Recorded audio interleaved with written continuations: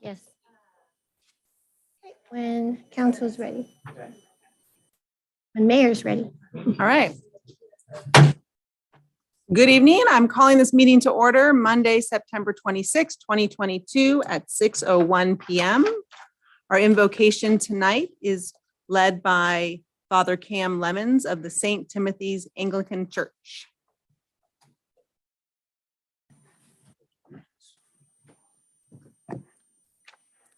Let us pray. Almighty God, our Heavenly Father, send down on those who hold public office, especially our city council, the spirit of wisdom, charity, and justice, that with steadfast purpose they may faithfully serve in their offices to promote the well-being of all people through Jesus Christ our Lord. Amen. Join me for the Pledge of Allegiance. Ready? Begin. I pledge allegiance to the flag of the United States of America and to the republic for which it stands, one nation, under God, indivisible, with liberty and justice for all. Roll call, please. Councilmember Kong, Here. Councilmember Garcia, Here. Councilmember Mahoney. Here.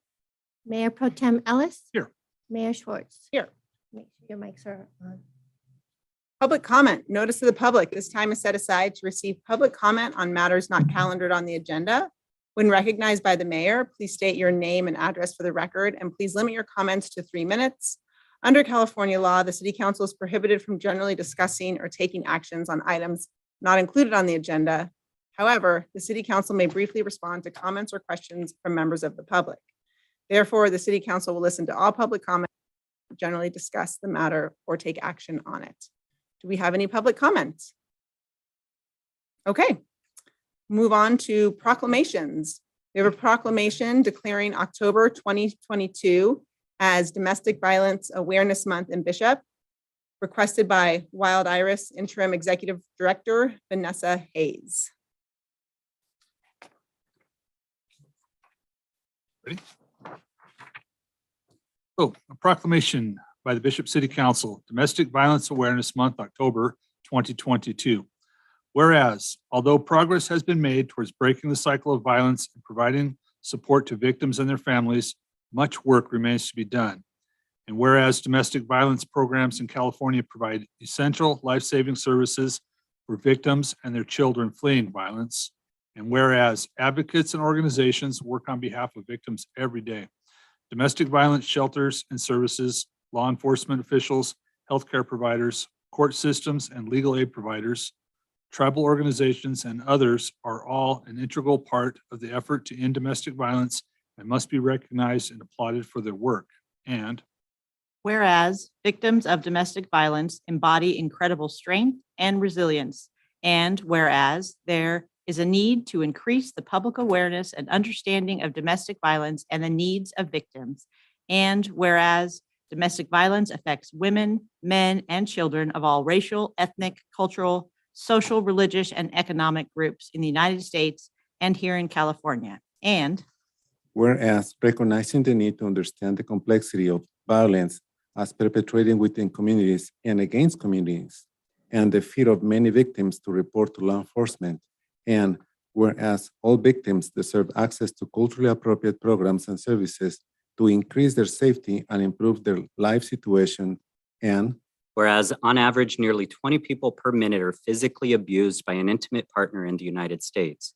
For 1 year, this equates to more than 10 million women and men. And whereas on a typical day, there are more than 20,000 phone calls placed to domestic violence hotlines nationwide.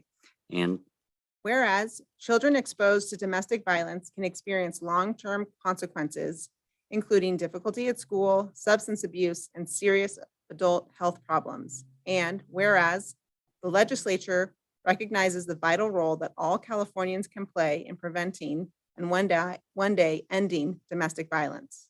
Now, therefore, be it resolved that I, Karen Schwartz, the mayor of the city of Bishop, do hereby proclaim October 2022 and each following October as National Domestic Violence Awareness Month in the city of Bishop, California. In witness whereof, I have hereunto set my hand and caused the seal of the city of Bishop to be affixed this 26th day of September 2022. And will Annette Apalatea come on up, please, and I'll hand you the proclamation.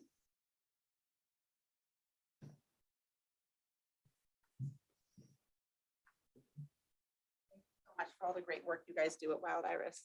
This is for you guys. Thank you. Yeah.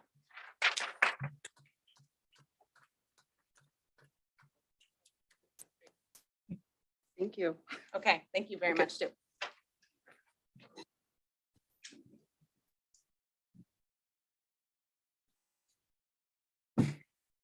Okay, moving on to presentations. The Bishop Tourism Improvement District Annual Report presented by Bishop Area Chamber of Commerce and Visitors Bureau Director, Tawny Thompson. Welcome. Thank you, Mayor and Council. And I brought Julie Faber with us, or with me this evening, also representing the Bishop Chamber and Information Center. So tonight, oh, thanks for queuing that up, Robin. We have a short PowerPoint style presentation that summarizes the full report that was included in your packet. In the interest of time, we thought a summary would be good. Also wanted to let you know that we did provide this presentation to the Chamber Board and the Hotel Owners Association last week. And we actually started out by kind of going month by month of review of 21, 22. And in the interest of time tonight, I'm not going to do that for you guys. We did come up with a bit of an analogy, which refers to the report. I have not personally ever flown an airplane, but I have I've flown in an airplane, but not flown an airplane. But I have looked inside the cockpit and seen all those switches and dials and things. And we kind of figured that this past year was kind of like flying an airplane. We had to continually make adjustments based on wind, weather, pandemic, employment situations, economy situations, COVID restrictions, you name it. We were continually making micro adjustments and major adjustments to keep the plane in the air and going in the right direction. And so we thought it would be appropriate to put an airplane on the front cover of our report. So Robin, if you could cue it up for us. A little bit of history about the TID, or the BTID, which stands for Bishop Tourism Improvement District. As you recall, it was initiated in 2015 for a 5-year term. It was successful, so it was renewed by your council and the hoteliers in 2018. We're now in year 3 of our term, which is 2020 to 2029. The rate is 2% assessed on gross lodging sales for those properties within the city limits of Bishop.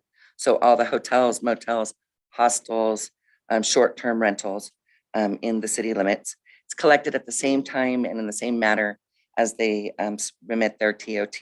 And then the funds are forwarded to the chamber, which serves as the Owners Association quarterly. It was overseen by the chamber board of directors.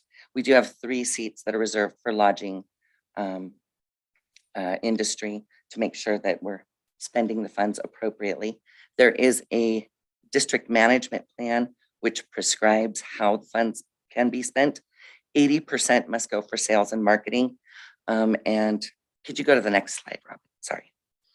That can include digital, print, radio, advertising, website, search engine optimization, social media, PR, user-generated content, newsletters, video, fam tours, influencers, brochures, and visitor guides. And we did bring a little stack of those. Guest services and event support. 5% of the BTID funds can be used for visitor service enhancements, which might be improvements to the visitor center, trout stocking, signage, those kinds of things. We also use that 5% to co-fund the Climbing Ranger program. 10% can be for administration, office equipment, supplies, insurance, legal and accounting, and 5% can go to the contingency or reserve, which is traditionally used when it's time to renew the agreement, because there's usually lawyers' fees involved in that and consultant fees. But we do have a $75,000 cap, and we've reached that limit. So now that 5% can be used for other purposes. And then I'd like to ask Julie to talk a little bit about our methodologies and some of the things that we did this year. Good evening, Mayor Schwartz and council members. It's so good to see your faces. Well, we are just one thread in the tapestry of travel, and these are some of the ways that we connect to the guest digitally. For our website, our team continuously works to update, improve, and build content. The next best thing is we can use it to track and monitor all of the programs that tie in. We change content according to the seasons, add events, and make micro adjustments to communicate more effectively. As more visitors hit the road last year, we saw the mobile visitation go from 60 to 72%. We hit over 50,000 visitors a month on average for last year. That was up 10,000 a month from the year prior. For social media, we've created a dream team of local experts to share their love of our big backyard with the world. And as our engagement continues to climb, we're reaching nearly 17 million people. We also hit major landmarks in social with over 50,000 Facebook fans and 30,000 Instagram followers. And we even started a TikTok page. For the hoteliers, we now have a book direct option on the website that allows guests to compare lodging and book directly with the property. This was per their request to add this functionality with no third-party commission. It's working great. 3,500 referrals in 6 months. For Visit Widget, this is a new program. And we, as the Visit Bishop team, have spent a significant amount of time inputting information. And the pros of the Visit Widget, we have now this advanced cross-platform application that creates an engaging and intuitive way for visitors to research, plan, and experience their visit. On the website, if you click Plan Your Trip, there's a map-based interactive interface that allows them to go and find a place to eat, sleep, and something to do.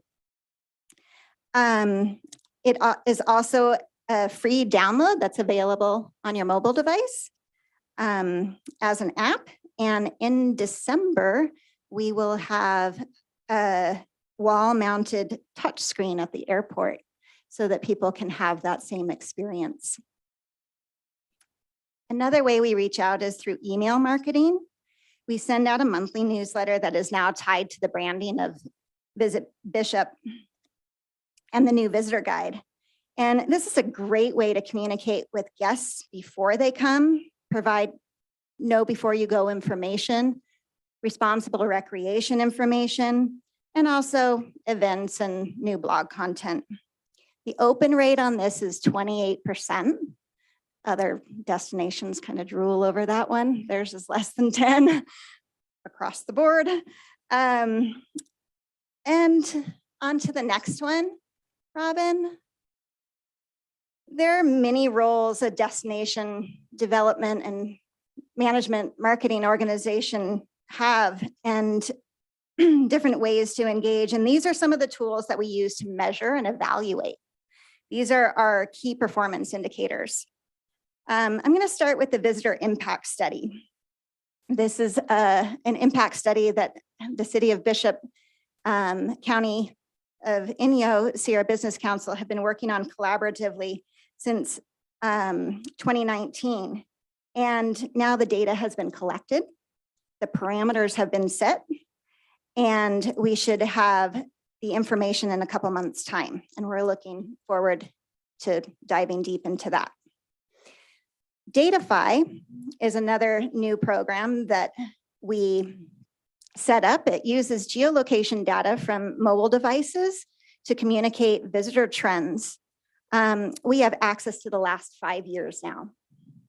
So we are using this to create user spend profiles based on activity and seasonal visitation. Simple View, our social and paid search ad agency, is also using this to enhance our remarketing and targeting audiences for social and Google advertising. With major media, we have distribution to over 14 million people this last year through niche publications such as Westways, Trail Runner, Fish Taco, Ascent, California Climber, Visit California Road Trip Guides, Living Bird, and a lot more. Sustainability. Tani touched on this a little bit, but we co-fund the Climbing Ranger program to enhance an educational voice on ground. We also developed a strong Know Before You Go program and have a section on our site to sign our pledge to preserve, protect, and perpetuate responsible recreation. I'm going to circle back to STAR, which was the first one. We subscribe to a weekly report for Smith Travel Research to monitor occupancy and average daily rates. STAR reports for Bishop include data from 10 of the 19 downtown hotels. This gives us good information on occupancy and what is going on in our community. The good news is that Bishop seems to be bucking the trend. Other locations are saying it will be 2025 until we recover. And it's looking brighter than that for us. Tanya is going to come back to you with some of the lodging stats. I guess I should say, if you guys have any questions, feel free to ask. I was just gonna ask, what did you say this Climbing Ranger program is? Okay, sorry. And who is the co-funder? So it's co-funded by several different entities. Yeah, Pardon? ECA. Yeah, so it's under ECA, right? And DWP chips in, BLM, Forest Service. They've done some fundraising also. So what it is there are two, oh yeah, the Bishop Area Climbers Coalition. There are two seasonal employees. They're not technically forest rangers or BLM rangers. They're more like liaisons that spend time October through March, April, in the areas where we see a lot of visitation, primarily climbers, but there's also other users that are out there. And there are liaisons that are out there they do some trail maintenance and some work like that, but mainly education. So they host climbers coffees, like out at the pit campground, to make sure that the people that are here understand what the best practices are for, not trampling over sensitive brush, how to use the restroom in a good way. And they also do like vehicle counts and things like that. So it's an important Great. project. Thanks. So on to this slide, the lodging performance. So I've given you a table here that includes the beginning of the BTID funded programs. And you could see that we started out with a lot of room for improvement. And we were primarily focused on the traditionally slower months of November through May. So that's where most of our marketing efforts were focused. And you can see that we've made significant improvements in those months. The last couple of years, again, back to flying that airplane and trying to figure out how to make adjustments and how to cope with all of the challenges. The whole entire travel industry was knocked for a loop, no doubt about that. But as Julie mentioned, industry experts have predicted that it's going to be 2025 before we get back to the pre-pandemic levels of 2019. And 2019 for us was a very good year. But right now we are almost there. There's still several months to go. We don't know what's going to happen exactly, but we are telling you that we are doing our very best to get us to the pre-pandemic levels, and we're quite pleased with where we are. The other KPI that we measure or that we pay close attention to is ADR, or average daily rate. And back in 2015, our average daily rate was $94. And that's across the board. That's the small mom and pops up to the the higher end hotels. But on average, it was 94. So we thought it was reasonable to set a goal in the first 5 years to get over 100 for an average. Well, we did that in the first year. So that's good. And now in 2022, we're up to $126 for ADR. Now, we realize there's inflation involved, so we're not going to take credit for all of it. But also another factor is that most of our hoteliers have spent considerable resources to improve and update their properties so that they can feel okay about charging at a higher rate.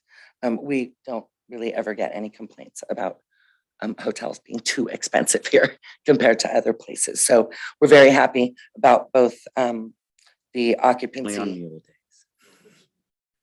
It's very typical. We do. People get a little shocked sometimes about that, I think, but it's very typical for lodging to increase their prices on holiday weekends and major events. I mean, try to get a hotel room in San Diego during Comic-Con, and the Comfort Inn is $500 a night. So, but yeah, we do get some concerns, but on average, people are satisfied. They think it's fair. If you can move us to the next slide. So we've moved away from using the term marketing because we're not just a destination marketing organization. We want to develop our destination. And that includes marketing, but it's so much more than that. And this slide has 3 key elements of that. And one is information services. So the service that we provide to guests and locals at the funny looking little A-frame building over there next to the city park. We're happy that we were able to fully reopen to in-person service in June of 21. In 2020, we had 7,300 inquiries. In 2021, and that's a calendar year, we had over 13,000. So not quite back to pre-pandemic levels, but certainly going in the right direction. And of course, as we've talked about this before, a new building is the dream. It's a priority. Not coming out of the TBID funds, but the chamber side of things, we've been able to set aside some funds that will hopefully be seed money to have a new building in the future. Second thing is earned media projects. So some people call this free press, which really there's no such thing as free press. Earned media is gained by hosting writers, photographers, journalists, guidebook authors, and not telling them what to write or how to write it, but showing them what we have here. And so this year, there's a list here. We did the Trout Opener media reception. We hosted a new person, Dan Hernandez, who has a sport fishing video and TV show. Emily Pennington came through us through High Sierra Visitors Council. Scott Linden is a well-known outdoor sports writer and author. Matt Johansson is a Bay Area travel writer. And then we are continuing our work with HMS Global, or Florian Herman, who helps us reach some international guests. Another really important part of destination development is event support. So some events, the Bishop Chamber and Information Center actually hosts, like the Blake Jones Trout Derby. Others we support, like High School Rodeo and Mule Days, the fair, the Friday night markets. Pretty much all of the events that have come back online this year, we're supporting in a variety of different ways. This year, we were able to support over 30 events. Do you want to talk about our other strategic programs? Okay.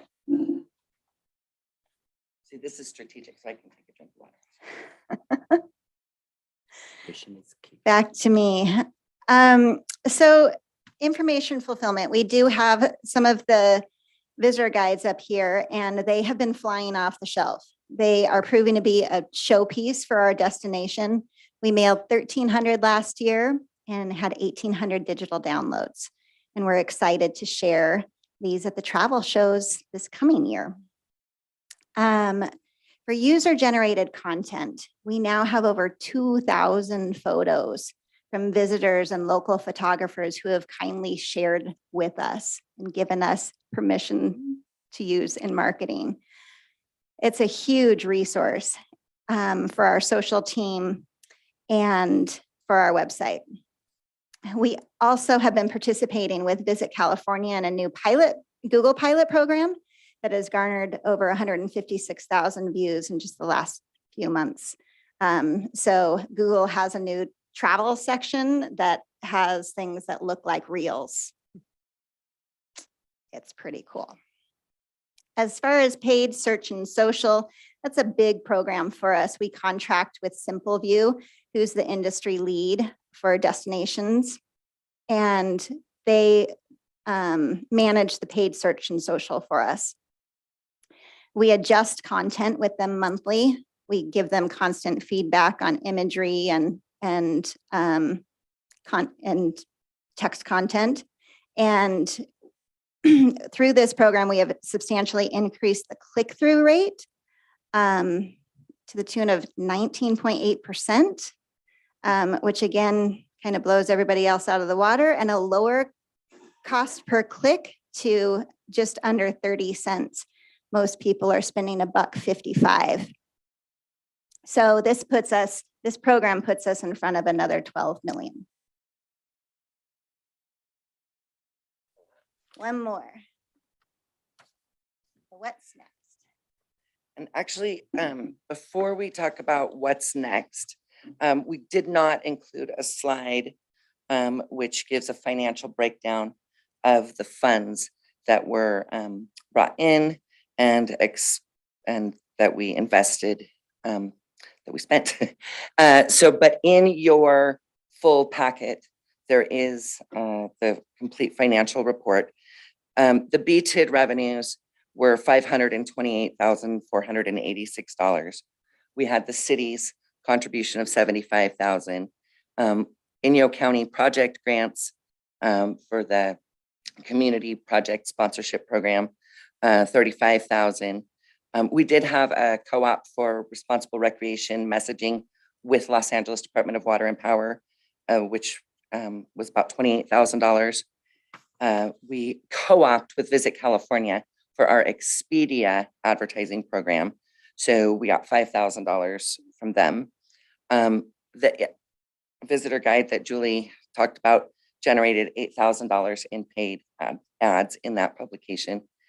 Our souvenir sales, the gross sales was about $65,000. Our trout stocking co-op, which is our partner program with the folks, the resort owners in Bishop Creek Canyon, brought in $10,000. And our visitor event income was almost $23,000. So the total income for 21-22 was $778,834. We can get into the details of how we spent it, but we spent $680,963, which leaves us with $97,000 at the end, right, June 30th of this year. The budget that was just approved by our board spends almost all of that in this current fiscal year. So it's not normal that we would have much of an excess funds, but because we had to peel back on so much of our advertising and we were not able to go to the travel and trade shows. So we played it very conservatively, hung on to that money, knowing that we were going to need to step on the gas this year. So I just kind of wanted to explain that. So you're like, how can we have $97,000 left? But it's all but a little bit of it will be gone by the end of this fiscal year. So looking ahead for the current fiscal year 22-23, our destination development program, we've made some major investments this past year. We talked about Visit Widget, we talked about Datify, we talked about the Book Direct program. and the Inyo County Visitor Impact Study. We're actually not proposing any other major new projects this year. Rather, refine these, dive deep into these, and make sure that we understand the data that we're getting from Datify and the Visitor Impact Study. Refine the Visit Widget program.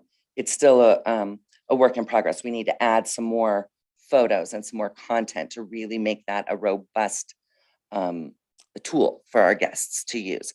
And then there are some other partner opportunities through Visit California that we'd like to explore. We're calling it same but different for this year. So we are back on track with the consumer travel and sports shows.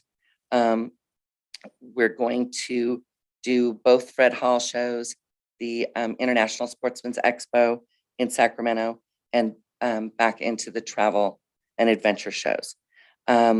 We really like doing the BAM tours to generate more earned media. So we've been in contact with an influencer team out of Louisiana. Yeah, so we're gonna get them to come this winter and actually experience flying into Bishop and take them out and show them a good time, and hopefully they'll generate a lot of really new content. And one thing I'm kind of excited, it's not new, but it's new since the pandemic.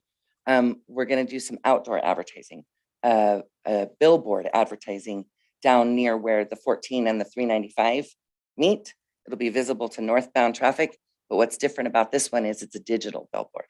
So we'll have the ability to change the messaging anytime that we want to, by season or by event. So we're pretty excited about that. And Julie, let's talk about our regional partnerships. Okay. So currently, we have partnered with Mono County and Inyo County to develop a branded itinerary. We are going to take that to an international event, and that will be in May in San Antonio, called IPW. This type of collaboration is kind of what we need for our region. We need to be the Eastern Sierra, and we are grateful to work with our partners in your council and the city of Bishop and the county of Inyo and Mono County, and use leaders in the industry like CrowdRiff and Simple View and Visit California and Brand USA to teach us and guide us along the way. As far as advocacy, currently, Bishop is a place worth visiting, and a place worth visiting is a place worth protecting. Responsible travel is rooted in our DNA. The board and our community now understands how important destination development and management role is, not just marketing. And we are grateful for that opportunity. And then the next slide. After all, this is our brand. We are a small town with a big backyard, and we need to be set out to attract the right type of guest and foster community in a place that we are proud to call home. And the next slide. And this is what we do and why we do it. The economic impact is serious business. Inyo County alone, we contribute to almost $205 million in travel-related spending, 18.8 million in state and local tax revenue. And the travel community employs 2,400 people in our community of friends, family, and neighbors. Next slide. So are you ready to relax and explore, Bishop?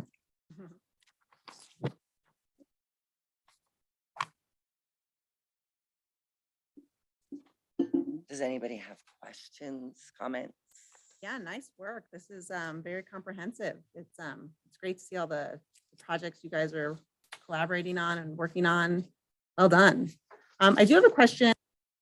How you guys are collaborating with the other agencies that are doing like the sustainable recreation. Like I know I've personally received stickers and brochures from a variety of different organizations throughout the Eastern Sierra that are highlighting, responsible recreation.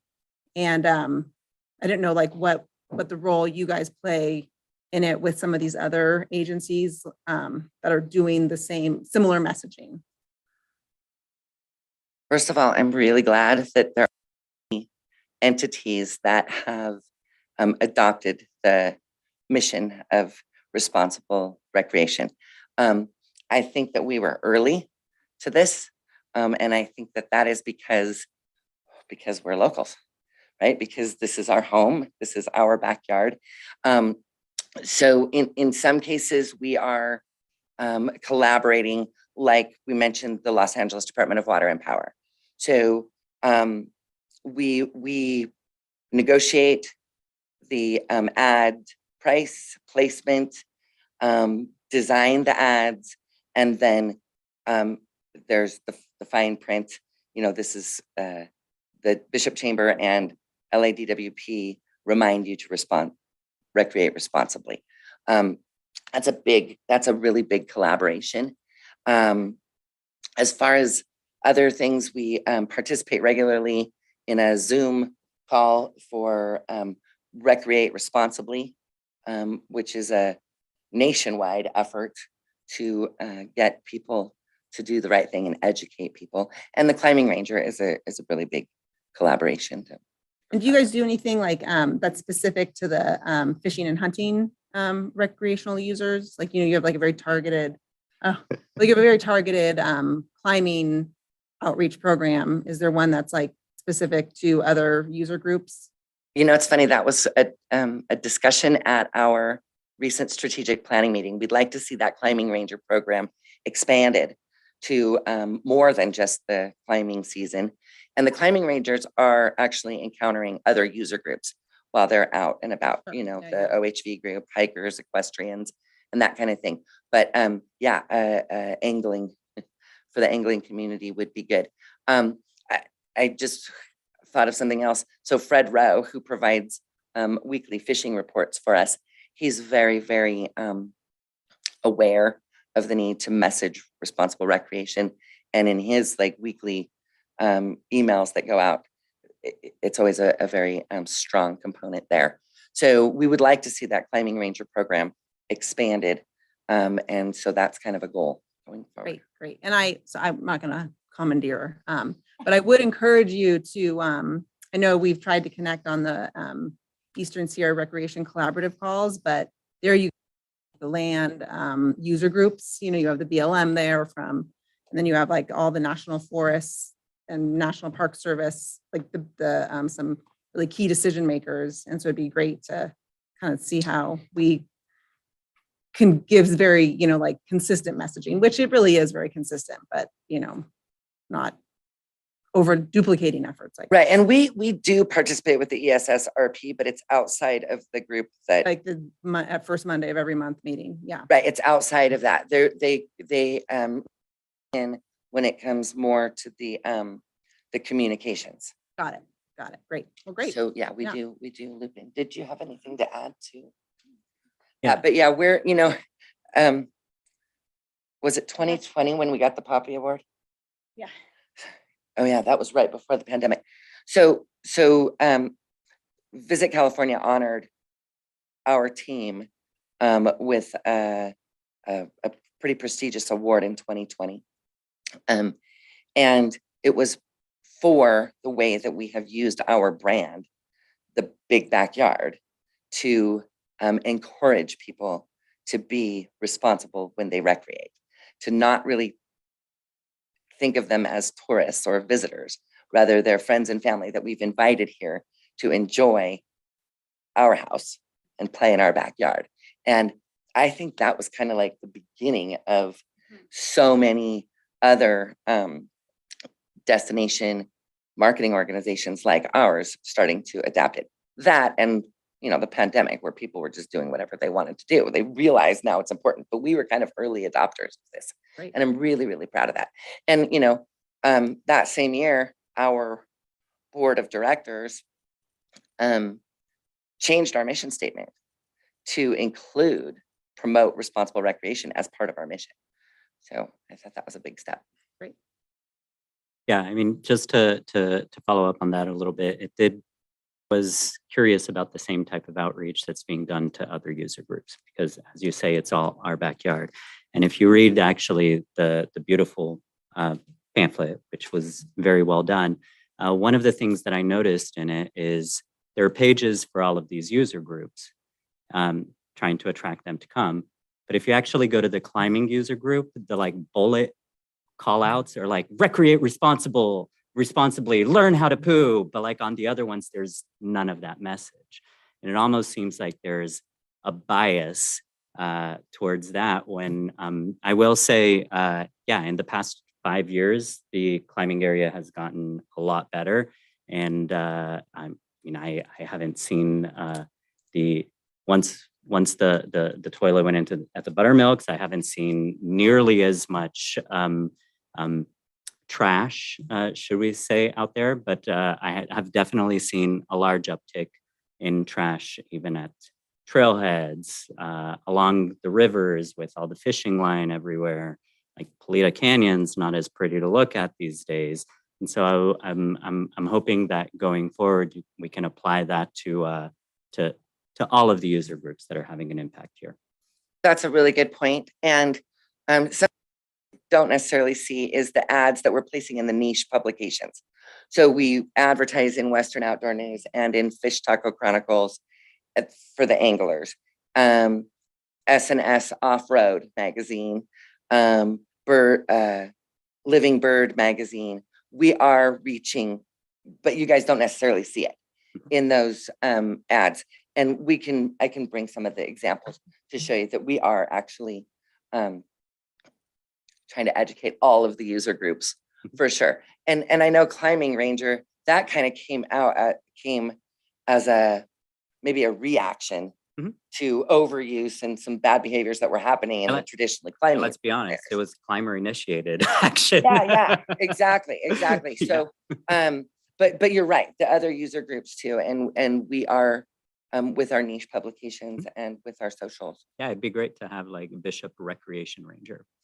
And Yeah, they go, because all of those recreations, they typically have different seasons. And so it could be a joint effort through the ESSRP and all of the user groups contributing to maybe turn that position into, instead of being seasonal, being year round. that'd be great. Yeah. Cool. Thanks.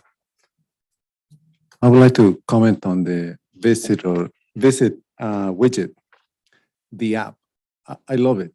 And I see that there is only about 1,500 downloads. There may be more by now, but I would like to encourage everyone, especially us locals, all of us to download it, because it's an easy way to show people anywhere we are what Bishop looks like or where's Bishop, because I encounter people all over. Where do you live, Bishop? Where is that? So I know I would like to see more content. I mentioned it to you, but just like you mail about 1,300 visitor guides, about 1,800 digital downloads, I wish there is at least 1,000 downloads a month. Oh, there will But be. There will, yes. It's just been a super soft launch. Yeah, sorry, I didn't mean to interrupt you, No, but it's okay. yes, we have big goals for this. But we wanted to make sure that it's as complete as possible with good photos for the businesses that are represented, good content on there. So it's not like you just write a check to these people and you buy this thing. It takes a lot of work from the backside of things Yeah, to actually build it. build it, yeah. Right. And so we haven't even advertised, really. I've talked to you guys about it a little bit. We've talked with our board, but we haven't included it. We haven't promoted it through our newsletters, or it's just been a very soft launch so far. But we're excited. Really It's a great thing to have the app. Yeah. Yeah, we're excited, and we're excited about that touchscreen kiosk that's going to be at the airport, because that'll quickly show people some really beautiful imagery and give them a taste, right? It's just like if people only drive through Bishop, they haven't seen 99% of what's good here. Same at the airport, right? If they just land or depart from there, okay, there's good Thai food and it's a pretty view, but what else is there? And this kiosk is a real modern, slick way to be able to show them. And just to give everybody some context on the click-through rate that Julie was talking about into being 19.8%. When I worked in online advertising, the average click-through rate for any ad on the internet is 2.7%. So it's a lot higher. With the app, how do you look at it as like someone would use it instead of like searching Bishop for Google, like via Google search, or is it like a totally different type of way that someone will get to this app? Like how would they find the app and then use it versus using like a more traditional Google search? On the website, there's a button that says plan your trip. And so you can access the online version that way, that's map based. For the app itself, for the mobile download, if you look up Bishop, if you click on Bishop Visitor at the top, there's an option to download the app. And what we will do is as soon as it's ready to launch, we'll draw a circle around town so that anybody who is driving through will get a notification, basically, if they haven't downloaded the app, that there is an app available. So we can capture all of those people kind of driving up and down 395. We can also use the digital billboard at some point. And then the airport will be a good kickoff spot for that. But yeah, I think moving forward, there will be a lot of ways to market the app itself, and we'll put a lot of effort into that as soon as it's ready. Connie and Julie, I don't know who came up with your California-est idea, but I think out of all the stuff I see here and all the conversations, from a regional standpoint, I love that idea.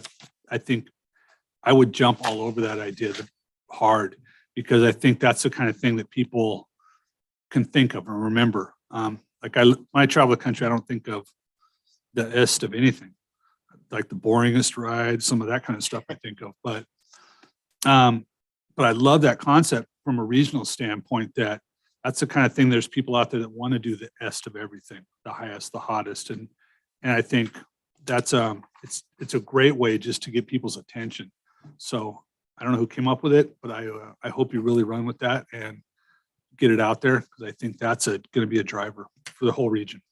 We're pretty excited about it. So we actually had a blog story that I think Gigi wrote a few years ago, 6 years ago, talking just about Inyo County and the ests that were here, the highest, the lowest, the hottest, the driest, the oldest. And I think it was called the Land of Est.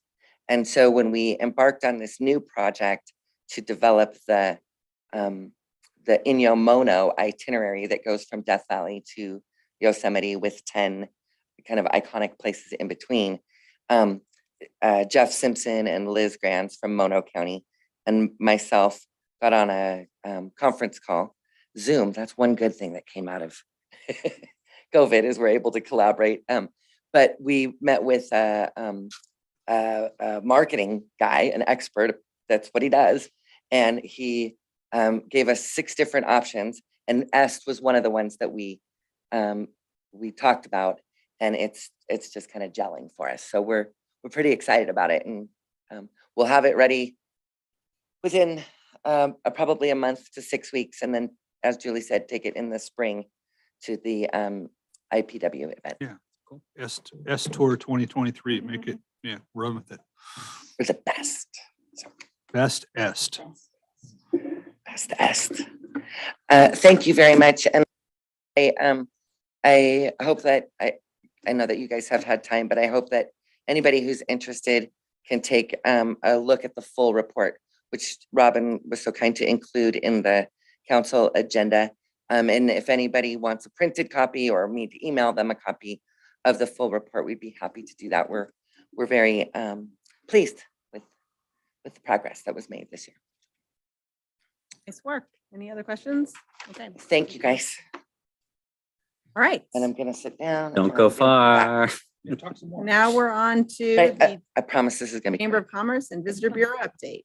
Right, I promise to be really quick. So the Chamber of Commerce side of things, recent projects, we've been really, really busy since my last report to you. August 25th, we had our first post-COVID mixer at C5 Art Studios. It was really well attended. On September 1st, we had a lunch and learn and a presentation given by Robert Sharp of Eastern Sierra Community Bank about the ERTC, or the Employee Retention Tax Credit, and CalSavers. We had about 20 business owners there, and they were so grateful to receive that information. On the 14th, we had our strategic planning meeting. Our board received the BTID report, discussed programs, and approved our budget. On the 15th, we had our chamber board installation dinner at the new room that's been added onto the Upper Crust Pizza Company. And if you haven't been there, I highly recommend you go check it out. It looks beautiful there. The 16th and 17th, we had a little information booth out at the Mill Pond Music Festival. On the 19th, we helped out with the Small Business Resource Center meetup at the Bishop Country Club, and Mayor Schwartz did a great job with your presentation there. We assisted with planning and content development for the workshop. It was well attended and also very appreciated. Coming up on October 4th, we are going to have a memorial tree planted in the city park, and it's to honor John Louth, who is a good friend and our former board member who passed away past year. Anyone who would like to attend should meet at the chamber at 10 o'clock. And John Louth was actually the person who recommended adding responsible recreation to our mission statement. We have a mixer coming up on Wednesday, October 5th, next Wednesday, from 5:15 to 7 p.m. We can't start at 5 because the bank has to close and put the money away. It's going to be at Eastern Sierra Community Bank and the Tipsy Mule, which is the new restaurant that's located inside of Rusty's Saloon, will be providing the appetizers. This weekend, or this Friday night, we're having our Chamber Challenge, which was formerly called the Golf Fun Day. We had to postpone that. Was supposed to happen in July. It's happening this Friday in conjunction with the regular Friday night fun that the golf course has going on out there. So for $20, you can play 5 separate golf challenges, get entered into the big raffle, and it's kid friendly, so kids are only $10. So we're excited about that. Inyo Associates, this is just to save the date, October 17th, it's going to be in Bishop, and I will let you know about the menu and the location soon. Switching to the Visitors Bureau side of things, the Information Center is super busy. Lots of inquiries about fall colors. Today, I had somebody who called and wanted to know where they could get a milkshake. And then 15 minutes later, somebody else came in and wanted to get a root beer float. So they had a Tap craving house. for ice cream. Right? So we get all kinds of interesting questions, but mainly fall colors and fishing and hiking this time of year. Fish stocking, the 3 supplemental plants happened this summer, co-op with our partners in Bishop Creek Canyon. We were able to reach out to Inyo County and secure some additional funding for a 4th plant. That's actually going to happen this week. It'll cover Bishop Creek Canyon, Big Pine Independence, and Lone Pine with 2,700 pounds of fish that are coming from Wright's Rainbows. So the county and the Bishop Creek partners pitched in for that. Coming up very quickly is the Ventura County Motorcycle Club Dual Sport Motorcycle Rally. This is the 15th year that they will come here. They're headquartered at the fairgrounds. It brings about a couple hundred people. They're the nicest group of people to work with. The chamber helps them by providing some hospitality. We do coffee and grab and go breakfast for the riders in the morning. And then we do we help them with their banquet on Saturday night. So if anybody wants to volunteer to help set up, serve, or clean up after that, it's always a good time. And really importantly, they give back to our community. They do a raffle every year, and they contribute a couple $1,000s to our local Shop with a Cop program. So reached out to Chief Standard. He said he's going to come and accept the big ceremonial check, which is really neat. Next week, we're also hosting a travel writer, Wendy Pramick. She's a USA Today travel journalist from Chicago, and she's going to be here as part of Mammoth Lakes Tourism's Midwest Travel Writers Conference. She's coming a day early so that she can explore Bishop, and so we'll show her around. She's mostly interested in eating and shopping, so that'll be great. You don't have to take her out climbing, Julie. I'll take care of her this time. Fall colors, we've contracted with John Poimeru and the CaliforniaFallColor.com website and PR campaign. It's kicked off. We provide them with weekly updates for our region, and they then get posted on that website, and he pushes them out to several hundred, if not 1,000 media resources nationwide. And last but not least, August occupancy was 78.5%. It's about 20% higher than this time last year, but about 9% lower than 2019, and just exactly equal with 18. And the average daily rate for August was $135. Are you guys tired of hearing? I'll go sit down now. Thanks, Tony. I appreciate that you guys give us time to brag about everything, and appreciate your continued support, and also the continued support of our business community. The hoteliers had, if we didn't have the BTID in place over the last 2.5 years, I don't know what would have happened. We're really grateful to them, and appreciate their continued support too. Thank you, guys. Great. Thanks. Okay. We will move on to department reports. Updates on department activities will be given by the department heads and or their staff. We'll start with Fire Chief Joe Dell.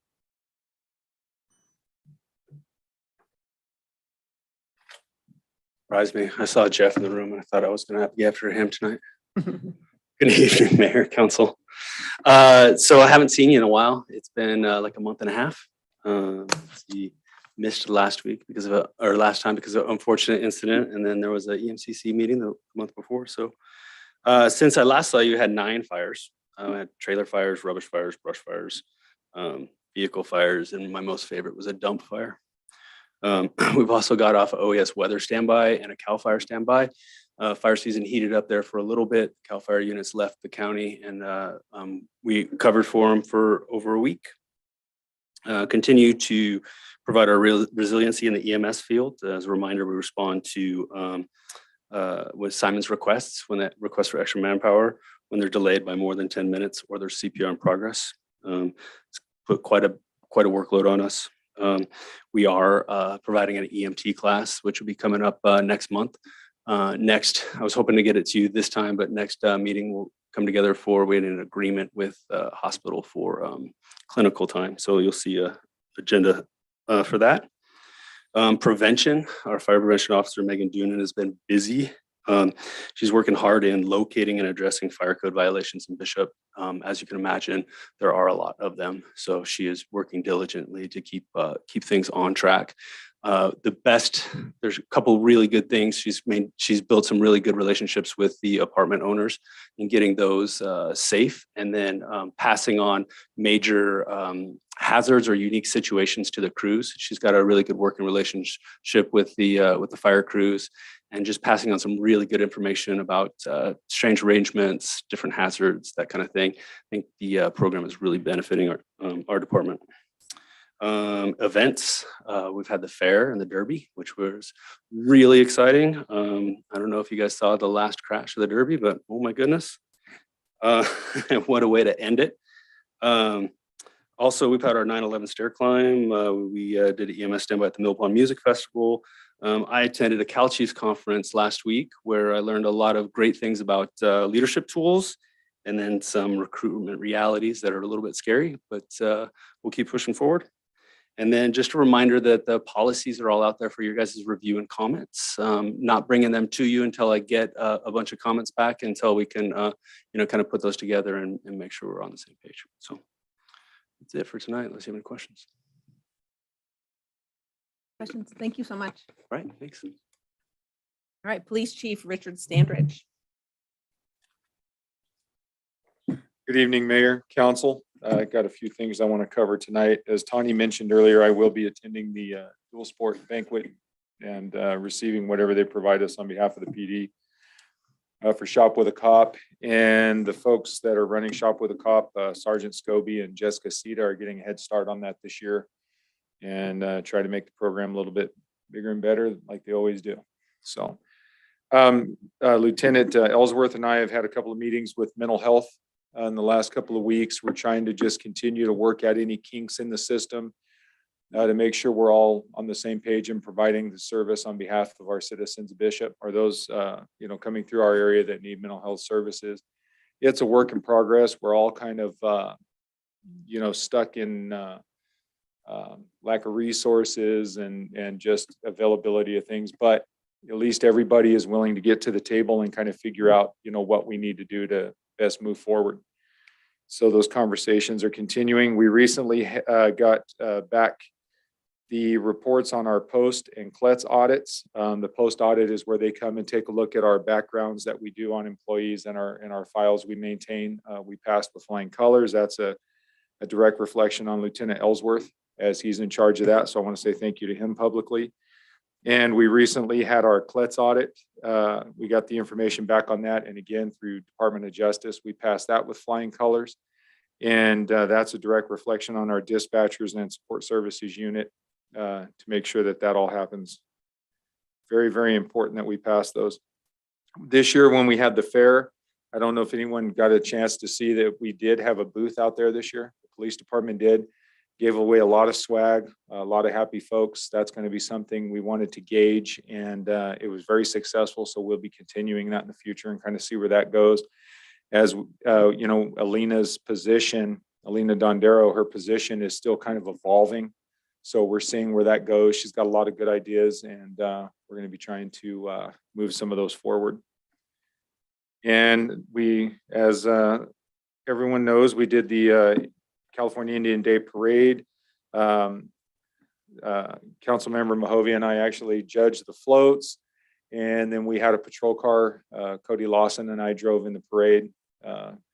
Great community response. Learned real quick that next year I need to have multiple bags of candy to throw out. But by the time we got halfway through, those kids already had full grocery bags of candy. So I don't know. We got to come up with something other than candy to throw out. And it was a great event. Attended, we did the walk and the parade. Our TV project is done in the PD. And if you want to stop by at your leisure and take a look at it, I think you'll find it's fantastic. We're still getting the computers and things hooked up to it and programmed, but Support Services Manager Watt has already started putting some information on the TV in the lobby. So please feel free to stop by and take a look at it. It's really cool. And I started conversations today with Taser on our new contracts, taking a look at some advancements in technology and things that we can provide the members of the department, which in turn for our less lethal options, I think would be well received in the public. We've been doing active shooter training at the middle school, high school, and elementary school in conjunction with Inyo County, because right now they have the instructors. Our folks haven't been to school yet to get that done. And that was well received. And last but not least, I want to invite council to a range night, if interested, where you get a chance to come out, shoot some of our weapons, take a look at our weapons, do some familiarization, because since you do sign off my ordinance every year and require, talking about what weapons we have in our possession, I think it'd be important, at least if you come out and took a look at them in a range and watch our range masters use them, or if you choose to shoot, I'd be more than welcome to open that up for council as well. So at your leisure, please get back to me. Once I figure out how many people want to do it, we'll set one. So, but if not, we'll come out anytime. I'll notify council when our next range day is. Day or night?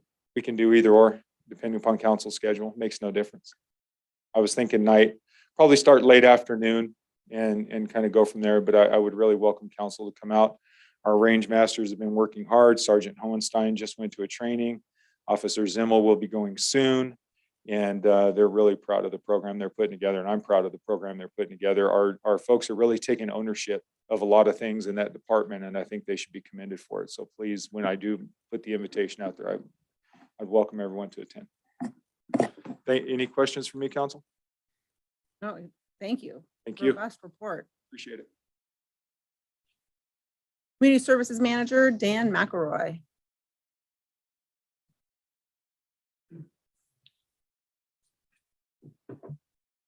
Good evening, Mayor and Council. I'll be kind of brief tonight. I do have a staff report to come back to you in your new business for a bid awarding tonight.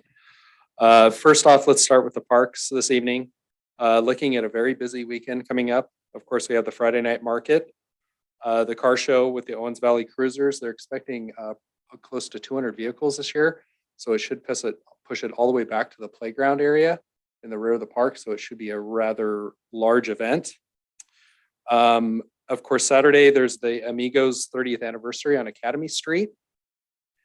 And to just fill in the gaps, we're going to have AYSO and City League soccer all weekend. So the park is going to be a very busy place.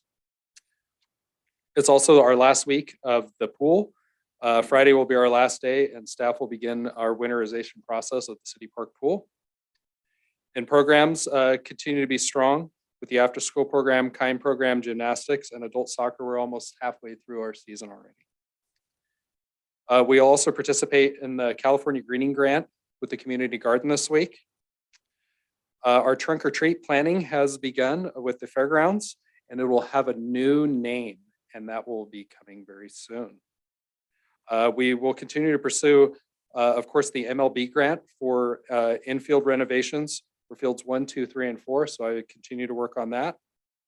And like I said, I'm looking forward to giving you a staff report in new business, unless you guys have any questions. Or You're not going to invite us to like ride the lawnmowers? if you want, Come on. we could arrange that. The time is up to you. Well, when you get the electric John Deere, you got a big electric John Deere. And we are pursuing right now, we're looking at 2 actually electric carts for the city park for the replacement of the 2 gas powered ones. So that's in the works. That's within our budget, but instead of gas, I have off lease vehicles that are coming that we could possibly purchase that are going to be electric. Nice. All right. Can you expand just a little bit about the garden stuff? I know they said they got to the second level of the grant application or something. Correct. We do have a site visit. That's what I'm talking about on Wednesday. That'll be hosted here at City Hall at 8 o'clock. And then we'll move over to the, of course, the community garden to do a site visit with the 4 people, I believe, from the state. They were very excited when they called to tell me. And they are excited. Thank you. Right. Associate Planner, Economic Development Coordinator, Elaine Kabala. Good evening, Mayor and Council.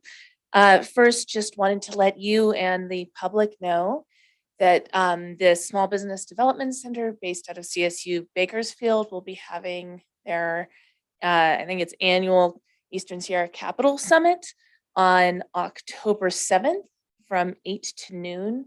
And that will be held at Saracoso. And they alternate between Bishop and Mammoth every other year. I think this might be the first one they've held since COVID. And what they do is they bring small business lenders and venture capitalists and try and marry them to entrepreneurs and small businesses in the region to bring capital to support small business development in the Eastern Sierra. And the venture capitalist who's coming to, who's sponsoring this event is Sunstone Management, who's been contacting us with interest about projects throughout Bishop. So we're excited to see their support at this event. Wanted to let the council know that we will be considering the development agreement for both of the cannabis retailers before the Planning Commission tomorrow. And pending their approval, we'll be bringing that in front of your council soon. Also continue to work on all the necessary documentation for codifying the mixed use overlay and the specific plan for adoption. That will also need to go to the Planning Commission before council consideration, but hoping to bring it to the Planning Commission very, very soon. Finally, just wanted to provide an update that last month I'd let your council know we would begin enforcement on signage. We had sent out several notices of violations, some of the most pressing concerns that are health and safety issues or empty sign cabinets and things like that. Some of them have been in contact with us. Some of them come into compliance already, but it is going to be an ongoing effort to bring businesses into compliance with that new ordinance. That concludes my report for this evening, and I'm happy to take questions. Thank you. Quick comment for me. Yeah, I saw the subway sign is gone from the intersection of Line and Main. And I'm really grateful that for how quickly they complied with that. I know that the subway owner, was not thrilled to have to take a sign down, but I am really grateful to those businesses and the property owners for their compliance. So it's good seeing that actually happening. So good job on that. And one other thing, I know it's on our consent, but there is a typo in the Planning Commission meeting agenda. So Thank you. We'll check that and have that updated appropriately. Thank you. pretty sure one of the cannabis stores is Nug Holdings, not Hug Holdings. I actually have caught that and corrected that for publication, but thank you. Okay. thanks. Elaine, are both you and Destin going on the October 7th, or are you wanting for some of us to be there, or what are you thinking? I think that's a good question, and maybe Mr. Deshawn and I can confer offline about what would be appropriate. I certainly plan to attend as much as I'm able. Great, thanks. Thank you. All right, City Administrator Destin Deshawn. Good evening, Madam Mayor and council members. So it looks like this will probably be the last night that I report on public works activities. But there is some to report on now that I think are important. I met with Cal Recycle, I guess via Zoom on Friday. And California has recycling laws that apply to commercial and multi-residential, family residential units. But they got to at least be recycling cardboard and things like that.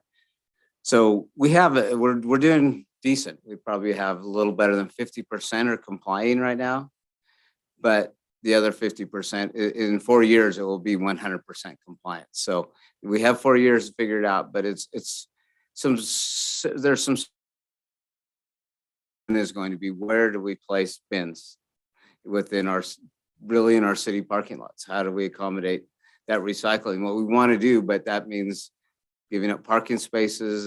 How do we do that? So I think we got our work cut out for us to figure out how to comply with that. And they do have a waiver, but it's hard to reach if there's just no way to do it, which they'll go to even to the matter of you having a roll off like you would have at your home, at least that something. So it's a good problem, but it is something we're gonna have to work through with actually a lot of work to get there.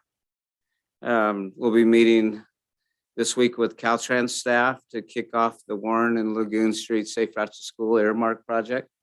They finally have guidance from Federal Highway Administration as to the guidelines that will come with that money. So we'll get that kicked off this week. And also kind of a re-kick off of the East Line Street Bridge design. There was some issues with accounting and stuff at the state level, actually, and how you have to account with your projects. That most projects that were less, what they decided is any project less than $10 million does not need to comply with this. So, because all of the small consultants out there in the world could not get through this process to get certified to do it. They could, but it was going to take maybe years to get there. So in the meantime, it was stopping every project that was going on. So that's good news. We'll get that going again. And on the admin side, with us being short a assistant finance director, I'm working with Shellcross and Associates to get a retired public accountant to maybe provide some of the services we need in the meantime. And also it'd be a big advantage because they've offered also this person to go ahead and keep working with a new person and anything training. There's so much to government finance that just normal, everyday person does not understand. And getting that person with 30 years of service to help will be amazing. Things are moving quickly with the Caltrans, with DWP and the property that we requested. Just kind of heads up, it's going very well. And that 18-month timeline they gave may be very real, it looks like, which is great news. Wednesday, I'll meet for the first time with Nate Greenberg, the new Inyo County CAO. And hopefully, hit off a relationship and be able to keep the city and the county working together like we have done so successfully over the years. And the last one I think that is kind of important is I was invited with the county and to be on I don't know what it's going to be called yet, but some strategic planning and such with the airport going forward, and how that's going to look, and what it might look like with, even the ones we don't want to talk about, subsidies and all of that. But try to talk about this before it just all of a sudden is reality that we need to figure it out. And then also improving the airport and what it looks like coming into town. And it's great that we're going to work together to figure that out. But unless you have any questions of me, that's all I have. The only question I have real quick is for the Lagoon Street project. Mm-hmm. Have you sent out letters or like soliciting input, or actually notifying and soliciting input from the business owners there? So yeah, I was kind of waiting to see where this was going, because this will start, we're going to have to federalize this project. It's only state only approved as environmental and all that. So I think we need to get through this meeting, then definitely a public process, reminding the people that are part of the Warren Street original project what was going on, and then involving that next block of Lagoon as well. So definitely try to have a couple, 2 or 3 public meetings and and even individual meetings with them if we need to.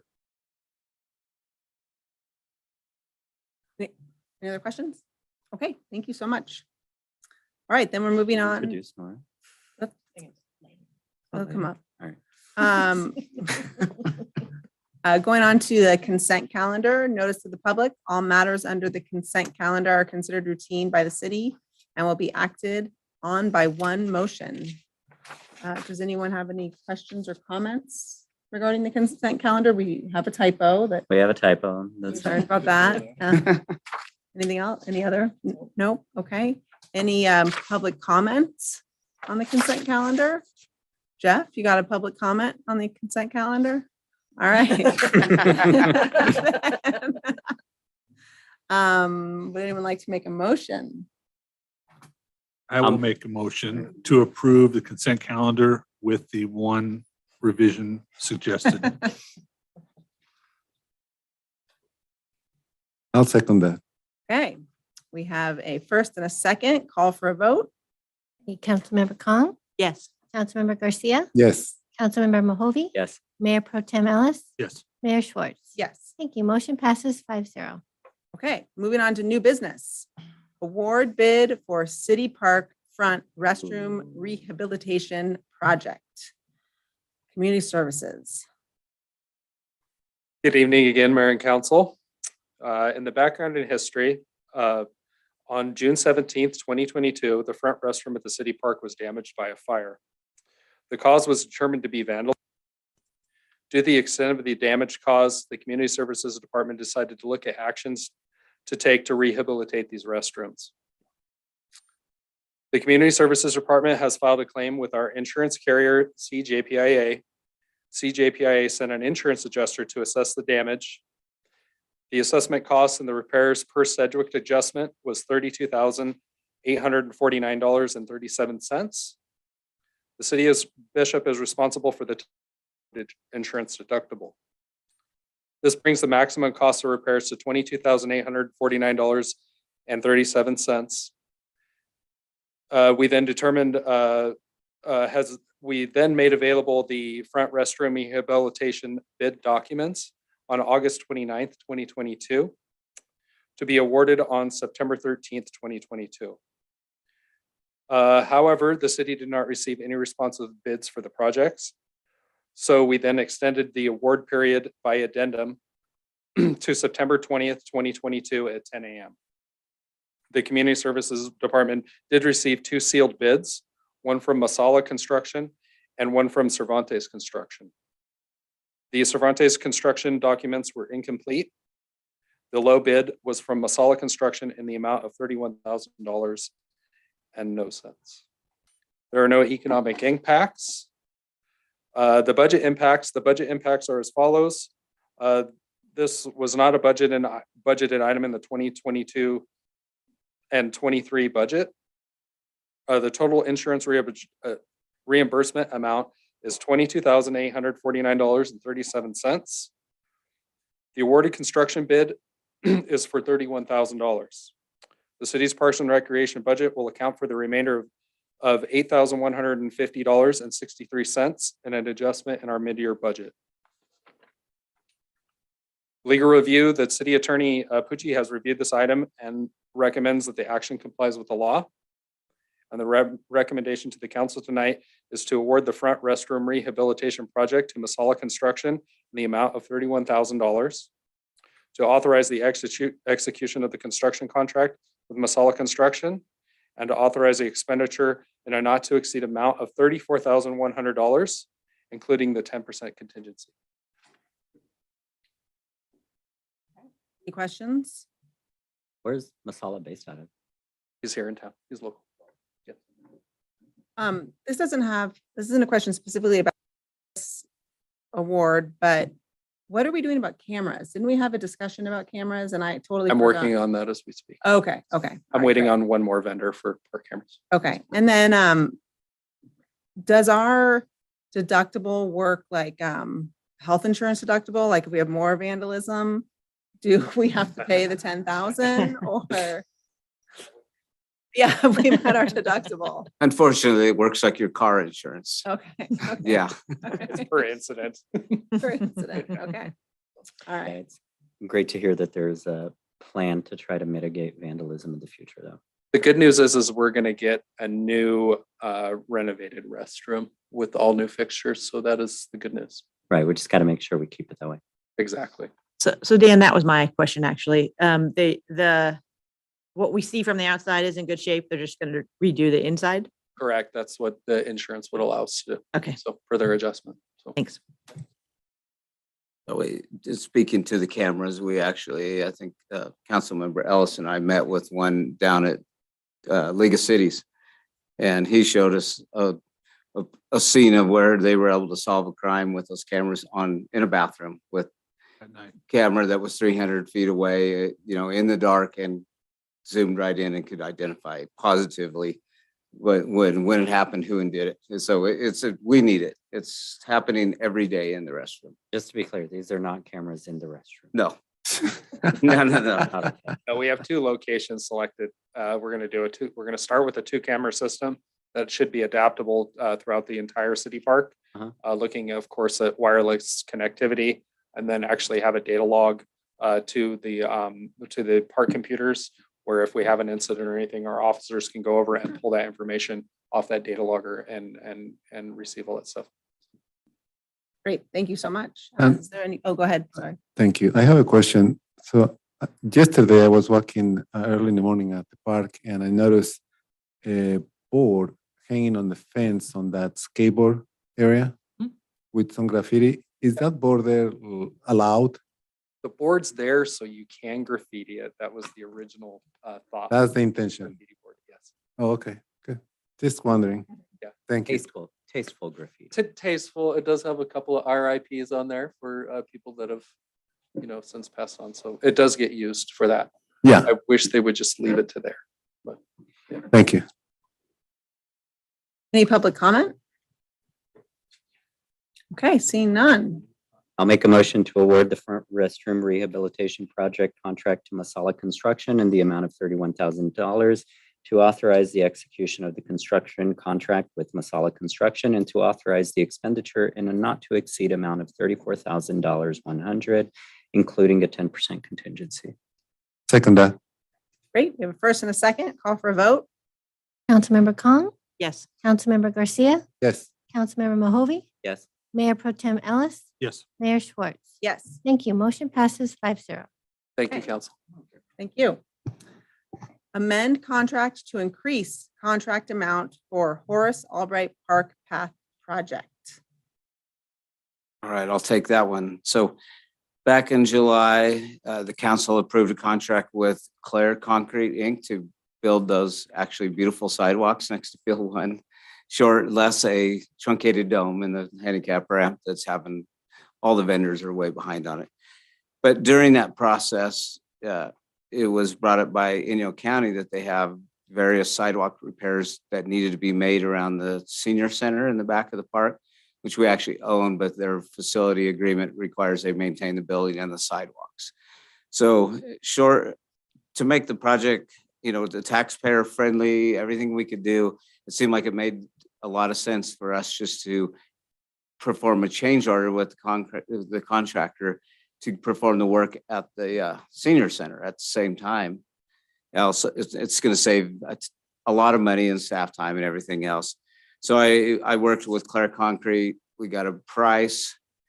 This change order tonight, or this contract amendment we are asking for, will increase the cost by, I believe it was $11,500. So increasing the contract, let's see here, to $94,601.25, and authorize the expenditure not to exceed amount of $104,061.38. That's including a 10% contingency. If awarded, if council agrees to this tonight, it'll just be an agreement between the city and the county, and we will just bill them when the work is completed. Do we have to get that in writing, or? What's Jeff laughs. yeah, get the county, yeah. Yeah. Are they good for it? Actually, we do have some form of a written agreement in the form of a change order with the contractor. And we met with, I met with Leslie Chapman, and legally we can just do it by a bill. It's an under amount that's close enough. So I think we'll let them slide without a formal agreement right now. All right. Okay. Any questions from the public? Oh, we do have a question. Oh, Public that's why he's been comment. here. And address, please. Oh, Jeff Griffiths, 199 Edward Street, Bishop, California. So is it going to go all the way around the senior center? So it will replace all of the existing sidewalk around the senior center, including some asphalt that needs to be Okay. repaired as well. Yeah, because I guess the east side, like that's been Yes. really tore up for a long time. Yeah, So, we got lots of vertical separation, trip hazards, not good with the seniors being right, there. right. Yeah. Great. Appreciate it. Thanks. Okay, any more questions? Any more public comments? Okay, seeing none. Would like to make a motion. I'll make a motion to amend the Horace Albright Park Path Project construction contract to Claire Concrete Inc. in the amount of $94,000 or $94,601.25, and authorize the expenditure in a not to exceed amount of $104,061.38, including a 10% contingency. I'll second that. Okay, call for a vote. Councilmember Kong, Yes. Councilmember Garcia, Yes. Councilmember Mahovey, Yes. Mayor Pro Tem Ellis, Yes. Mayor Schwartz. Yes. Thank you. Motion passes 5-0. Okay. This is very exciting. We have a Public Works Director Yeah. employment agreement.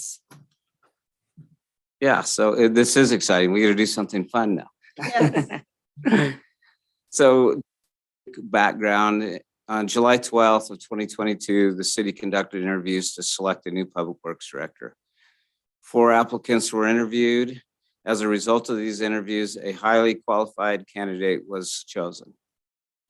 An employment offer was made to Nora Gamino. The city was able to successfully negotiate an employment contract with Ms. Gamino over the following weeks. Mrs. Gamino has been employed with the United States Forest Service for nearly 15 years. During her tenure with the Forest Service, Ms. Gamino was responsible for many of the water and sewer systems as well as the roads within the forest. The proposed at-will employment agreement would compensate Mrs. Gamino at a monthly rate published for Public Works Director in the city salary structure currently at $10,745 a month or $128,940 annually. The agreement also provides for a vehicle to be used on the job, reimbursement for moving expenses, as well as medical leave and retirement benefits as provided by the MOU. The agreement is for a 5-year term with a 6-month severance provision in the Public Works Director if the Public Works Director is terminated without cause. City Attorney Pucci has reviewed this and finds it meets all legal requirements. So at this time, I would recommend the council discuss and consider by motion appointment of Nora Gamino as the Public Works Director for the City of Bishop and authorize Mayor Schwartz to execute the employment agreement. Fantastic. Nora, will you come on up? Yeah. Everyone can see your face. The public can meet you. Oh, they're 5. So do you want me to introduce myself? Or? Yes, please. All right. So good evening. I'm Nora Gamino. As Mr. Deshawn indicated, I'm coming over from the Forest Service. Been there for just over 14 years doing water, wastewater, infrastructure, roads, all those things, sustainable recreation. And so I'm just happy to be coming over and doing something new. I've been in Bishop for that long and I'm excited to be here. We're very excited to have you. And today's your first day. Today is my first day. That's right. Fantastic. How'd it go? Well, I've been here since 8 and been busy every minute of the day. So I think it went pretty well. Great. Well, welcome aboard. Thank you. Thanks for joining. We were all definitely very impressed at the interview, and I don't think there was a doubt in anybody's mind. And just remember, we're here to help you in any way that we can as well. So, Welcome. Yeah, I look forward to you being here and to see where we go at the next level. Not that you need to be another level, Dustin. Out with the old guy and with someone new. yeah, seriously. Yeah, good job. So welcome. I have 100% faith in you, and I know you're going to do great things for us. So thank you. All right. Any public comment? Hey. Connie? All right. Motion? I just had one question about a yes. discrepancy in the staff report and the contract. Staff report. I mean, I think it's a moot point since whatever, it's everything at will employment. But the staff report says the agreement's for 5-year, but the contract says only 3. 3, and that's my fault. I made that mistake, and actually, I even talked to legal today, and I said, why does that even need to be in there? And it's just part of contract law so we're expecting you to be here for a lot. Well, yeah, longer than either of those timelines, by the way. that's exactly what I said. We should have put 35 years on there. Well, I did 14 down the street. So, you know. That's what you meant to put, right? Destin 35. Yeah, exactly. Okay. I will happily make a motion to appoint Nora Gamino as the Public Works Director of the City of Bishop and to authorize Mayor Schwartz to execute the employment agreement. Second that. Call for a vote? Councilmember Kong, Happily, yes. Councilmember Garcia, Yes. Councilmember Mohovi, Yes. Mayor Pro Tem Ellis, Oh, sure. Yes. Mayor Schwartz. Yes. Thank you. Motion passes 5-0.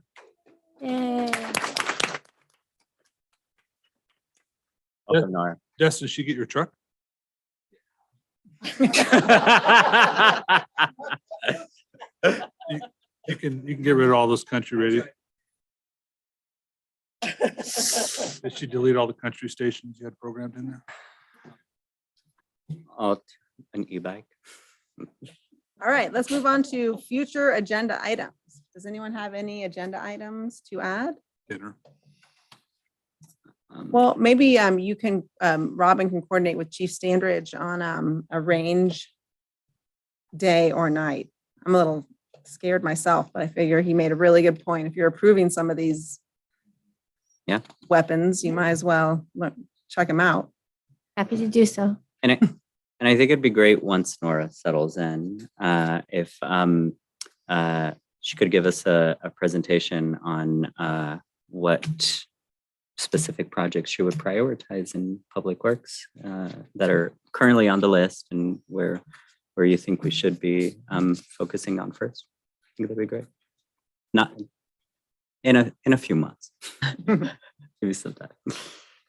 And I guess I would be interested in maybe in the beginning of the year, having like a follow-up strategic planning meeting, because we've had some really great successes recruiting and some not so great recruitments that have gone out that haven't been so successful. And so I think it'd just be nice if we could all just sit down and say, okay, this is what we talked about before the year began. How are we with it? Is this still where we want to go? How's that looking? I actually really like that idea because where we are with recruiting, everybody's having a hard time. And that the organization of Bishop was in our strategic planning, but it went so late that it didn't get the attention. And I think just a session to talk about the organization and if we need to reorganize things, not just overall looking at it. So thank you for bringing that up. It's been a while. I support that too, because things have shifted even within what we thought of. So. Any other? May not be an agenda item, but I talked to both Destin and Robin today about the city employees' IDs or badges. I think it's important that everybody wears one to allow the public to identify who they are. I know we all know each other, but sometimes the public doesn't. So I think it's necessary to have every employee identify themselves as a city employee. Like, for example, if I get the water inspector guy that comes to check the pressure for my sprinkler system, he said, I work for the City of Bishop. Yeah, show me some ID.